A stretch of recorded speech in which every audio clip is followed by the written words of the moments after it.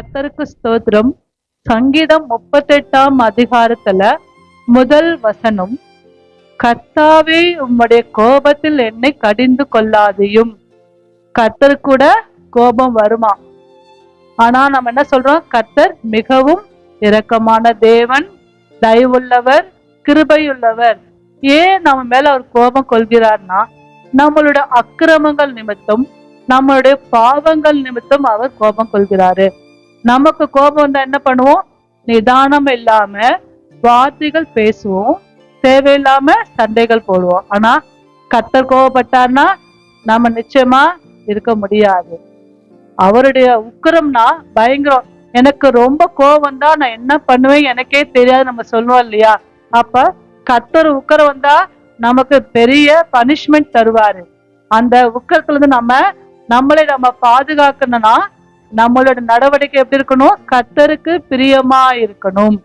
நம்ம வார்த்தைகள் நிமித்தமும் நம்ம நடைகள் முறையாகவும் கர்த்தருக்கு பிரியமா இருந்தா கர்த்தருடைய கோபத்துக்கும் உக்கிரத்துக்கும் ஆளாகாம தாவீது போல பணிவா, ஆண்டவரே உம்முடைய உக்கிரத்தினால் என்னை தண்டியாதீங்கன்னு தயவா சொல்றாங்க. நம்ம ஒவ்வொருவரும் கூட நம்ம பாவம் தேவனுக்கு தெரியும், தேவனுக்கு தெரியாதது ஒன்றுமே இல்லை. அதே சங்கீதத்துல 9வது வசனம், ஆண்டவரே என் ஏக்கங்கள் எல்லாம் உமக்கு முன்பா இருக்கிறது. நம்மளுடைய பாரம் எல்லாம் தேவனுக்கு முன்பா இருக்கு.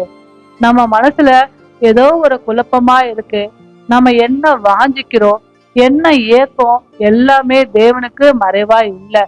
நம்ம நினைக்கிறோம், ஏன் ஆண்டவரே நீங்க பாத்துட்டு இருக்கீங்களா, எத்தனை நாள் நீங்க பாத்துட்டு இருப்பீங்க, நம்ம கண்டிப்பா கேட்போம். ஆனா கர்த்தருடைய பதில் சீக்கிரமா நமக்கு தருவார்.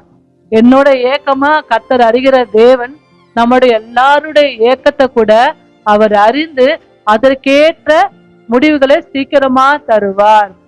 நம்ம மனசுல நினைக்கிறோம் அவருக்கு மறைவா ஒண்ணுமே இல்ல, நமக்கு என்ன மறைவா இருக்கு, நமக்கு அவருக்கு தெரியாத காரியம் ஏதாவது இருக்கா?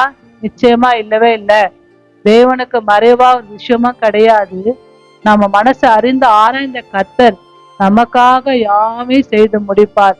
ஒவ்வொரு நாளும் கூட நம்ம வாஞ்சிப்பு எங்க எங்க இருக்கு? மனுஷங்கிட்டயா, கடவுள் கிட்டயா, தேவன் கிட்டயா?